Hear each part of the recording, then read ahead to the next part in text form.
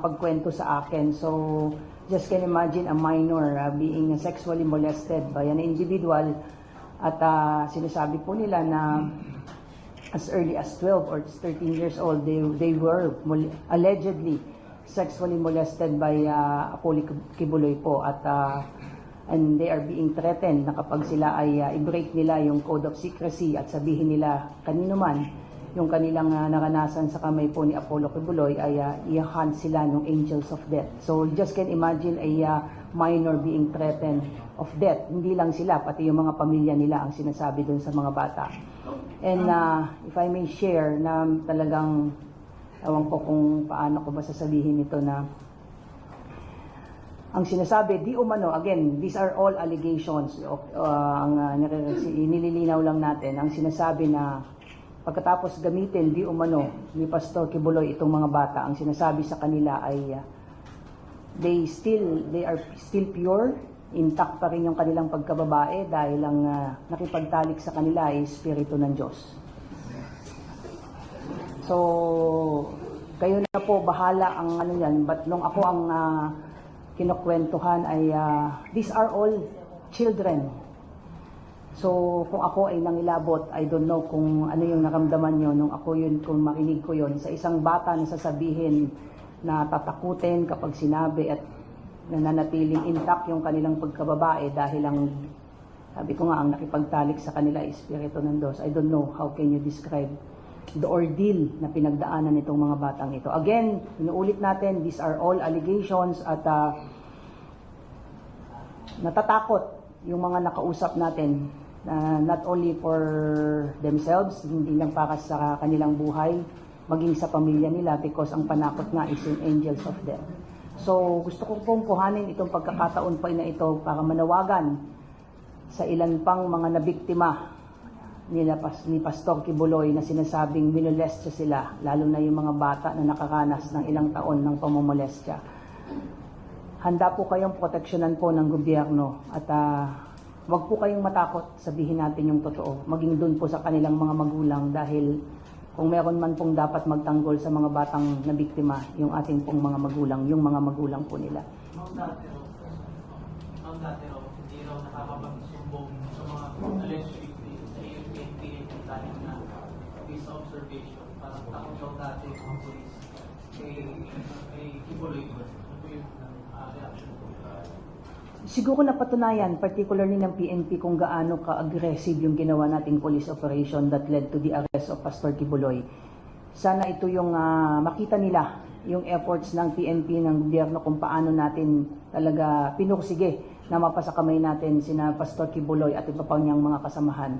At gaya nga ng sinasabi ko, ini-encourage ko yung iba namin, yung iba pang mga nabiktima na huwag kayong matakot, poproteksyonan kayo ng PNP, poproteksyonan tayo ng ating gobyerno.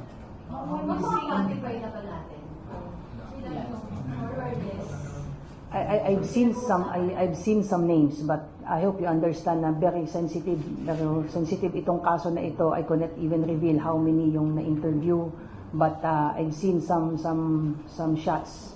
At sabi ko nga, kung ako mismo ay nangingilabot sa mga nakita ko at narinig, I don't know kung isang ordinaryong tao na makakarinig mismo doon sa mga nagsalita, hindi ko alam kung paano nyo tatanggapin po yun. Sorry, I hate to ask, pero yung ngayon, ilang taon na sila, ilang taon na nila sinasabi na nangyari ko sa kanila? Hindi ko maibigay yung eksaktong edad, baka I may be giving too much details na maaaring makapag-identify kung sino itong mga to, because sinasabi ko nga, takot yung mga bata.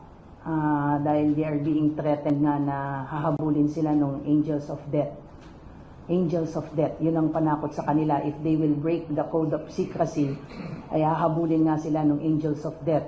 At hindi lang sila, pati yung kanilang mga mahal sa buhay. So just imagine a 12-year-old kid, 13-year-old child, tatakutin kang ng ganon. I don't know kung paano natatanggap at nagagawa yun ng sinasabi na abuser nila. Yung pang-abuso ko ba yung nangyari sa mga cases? Nagtuloy siya? Paulit-ulit po. Yung tinatawag na angels of death, ito ba ay parang pulse na maituturing o ano ba information? Well, hindi natin alam kung ito bang Angels of Death ay literally mga sinasabing mga goons nila Quiboloy or just a figurative speech na sinasabi para takutin ang mga bata. So, kasama po yan sa ginagawa po nating investigasyon. Again, you have to understand na very limited yung binibigay naming information because takot yung mga bata, takot yung mga nakausap natin na until now na nagkalakas ng loob. Remember nung sinabi ko na while ongoing yung police operation, may mga lumalpit na and we expect na ngayon na nasa kamay na natin sina Pastor Quiboloy, baka this would somehow is the fear na nakakamdaman ng iba pang nabiktima. So I would like to take this opportunity nga na manawagan. Baka meron pa dyan na nanonood, wag po kayong matakot. This is the time para i-share nyo sa amin yung inyong naranasan at poproteksyonan nga po kayo ng gobyerno. Ano yung composition ng Angels of Death? Active and retired police, military? Wala pong sinabi. Wala pong sinabi na gano'n. Basta ang talagang sinabi lang, yun ang panakot. Pagkatapos makipagtalik sa kanila, di umano, si Pastor Quiboloy ay yun ang sasabihin. Anong klaseng threat, ma'am? Ipapatayin ba? Ijulukutin? You just specify, ma'am? Bahala na sa kanila. Hahabulin sila ng Angels of Death. Hindi lang sila, pati yung pamilya. And understandably, kasama na yung harm sa kanila at para sa pamilya niya, including death. Kaya nga Angels of Death, siguro, doon natin kuhanin yung term na yun. But kailan natin makikita na meron ulit mga maisasampang kaso? Dinodocument na po natin, ma'am. Dinodocument. Sabi ko nga, may mga na-interview na po. I've seen some pictures ng mga allegedly victims at although sabi ko nga, hindi ko ma-reveal yan sa ngayon dahil nga sensitibo itong topic na ito at takot yung mga bata. But again, sabi nga ng PNP, hindi dapat matakot kasi po protectionan sila ng PNP po. At of course, the whole government. It appears na ang common denominator, mga bata. Bakit mga bata? I really don't know. I really don't know how to answer that, sir. Bakit mga bata? Ang isa lang nakikita ko siguro, ang bata ay pure. Hindi ko alam kung pwede kong sabihin yung word kasi yun yung sinasabi na ganun pa rin sila, intact pa rin yung pagkababae nga nila dahil ang nakipagtalik sa kanila ay Espiritu ng Diyos. Just can imagine how difficult it was for a child to suffer sa ganitong sa ganitong sitwasyon po. Nakikita ko yung difficulty mo explaining kasi medyo napaka-sensitive ng issue. In your press releases today, you did mention about alarming pattern. Ano yung pattern? Alarming in the sense na hindi isa, hindi dalawa.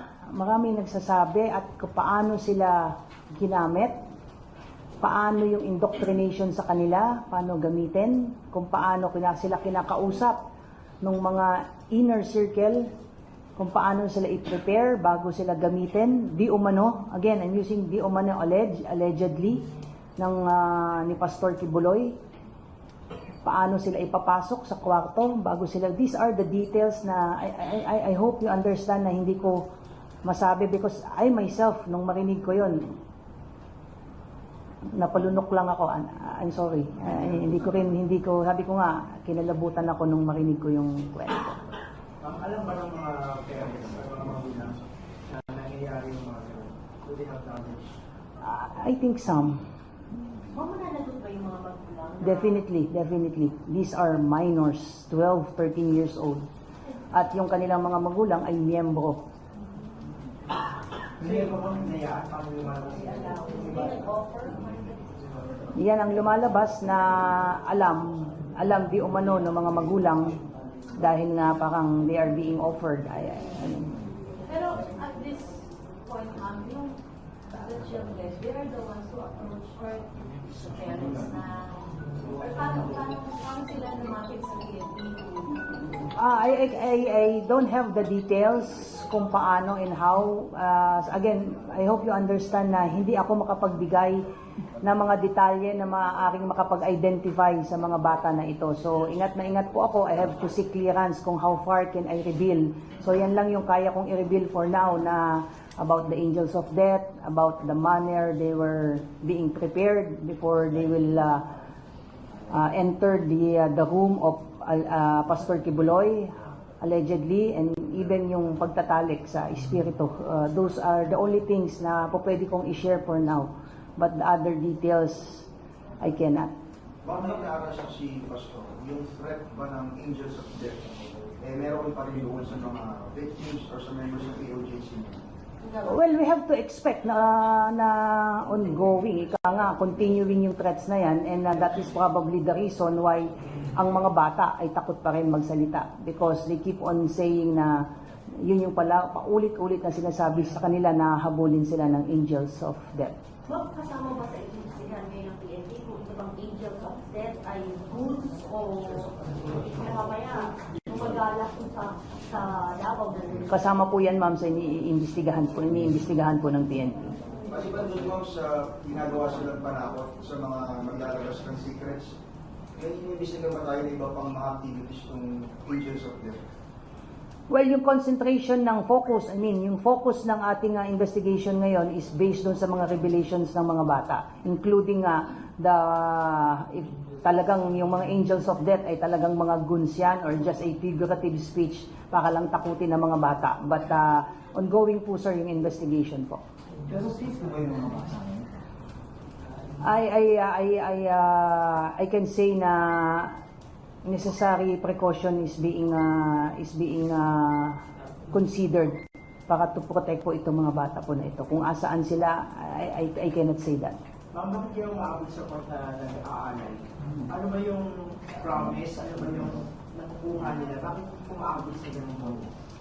Well, ang isang sinasabi is Diyos ang kanilang pinagsisilbihan at kung ano man yung gagawin nila ay yun yung parang kanilang passes to heaven.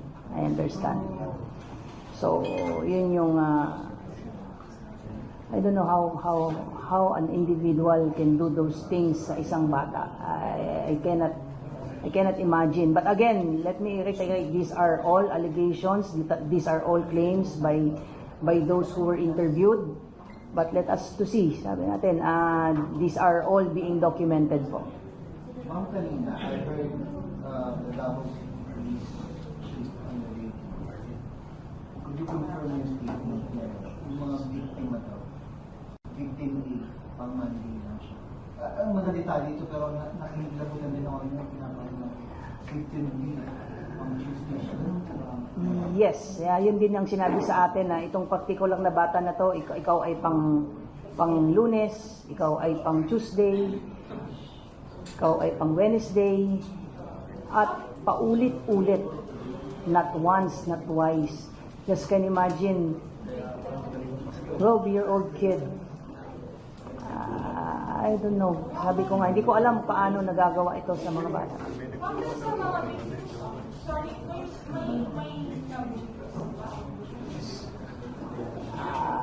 That we have to find out po. Kung hindi natin natanong kung during the actual sexual intercourse kung may suot ba na we have to check po. We have to check po. As to the details, medyo I hope you understand hindi ko maibigay kasi we're dealing with sensitive matters here, mga bata yung involved. Kaya baka hindi natin masabi po. During the operation, lumapit itong mga biktima ni Pastor Kibuloy.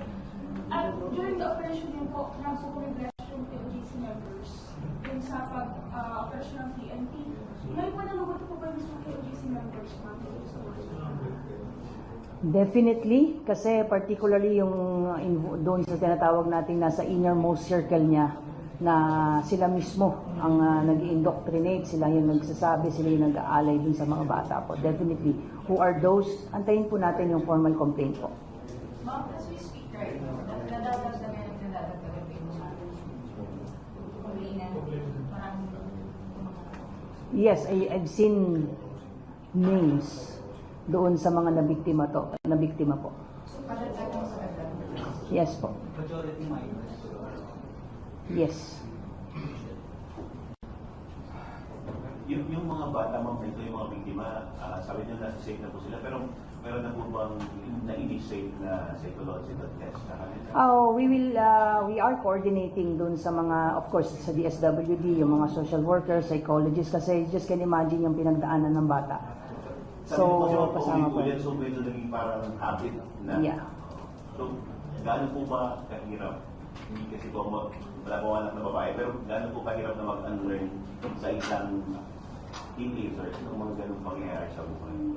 Ano na po ito nakatatak na po to sa isipan at puso ng mga bata na inabuso po. So, practically, yung trauma nito for life.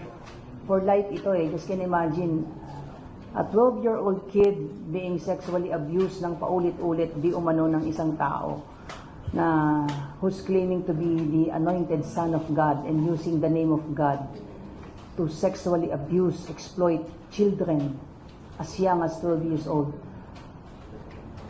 For a parent to allow this, I don't know kung bakit nagagawa ng isang magulang i-offer yung anak nila in the name of faith. Taking into account the latest revelation, ano ang dapat asahan ng pastor?